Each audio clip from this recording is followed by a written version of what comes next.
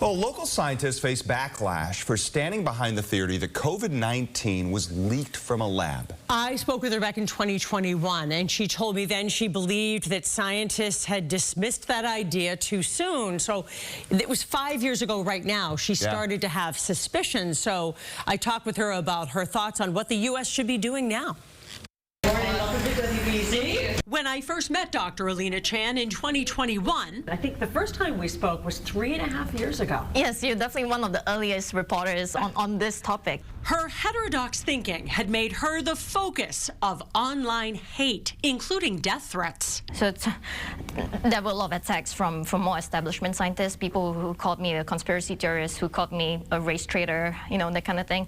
A molecular biologist, she remained firm that the idea COVID-19 might have come from a lab in Wuhan, China, had been ruled out too fast. I put out an analysis showing that we can't just rule out a lab origin because the virus was highly adapted for human transmission, and this is widely agreed upon by experts today that in December 2019, the virus we saw was ready to go, ready to cause a pandemic. Born in Singapore, raised in Canada, she found herself smack in the middle of American politics. There was this allergic response from the scientific community as well as public health leaders. They just could not accept the idea that a scientific research accident might have caused a pandemic. In January, the Biden CIA declared a lab leak the more likely cause than natural origin. But Chan says once it had become a political issue, the damage was done. Now we're seeing all these funding cuts. People are saying, you know, screw the scientists. We don't want to give them any more money. And that's not coming out of nowhere. The Trump administration then rolled out this new COVID-19 webpage. When you saw that, what did you think? Even though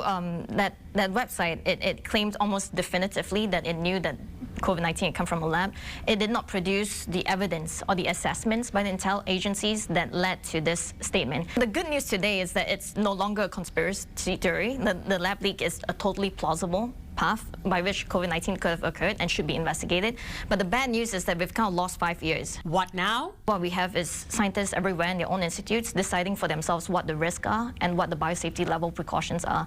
And we just absolutely cannot do that. Then, on April 15th, a Wall Street Journal op-ed by a former Republican congressman said, Canadian molecular biologist Alina Chan, who refused to discredit the lab leak theory, would be a perfect candidate to lead a commission to develop laboratory safety standards for working with dangerous pathogens. I haven't heard of any commission, but it would be great if there was such a commission. But there still has never been any external independent investigation. She calls the pandemic a wake-up call for her two-pronged approach. First, find the true origin of COVID-19. The fact that no investigation has been done, no cohesive story, timeline of all the things that happened has been put together, I mean, that's just shocking. And second, create an independent entity like the NTSB for travel safety to oversee high-risk lab research. When a plane crashes, you send in an independent team to investigate, right?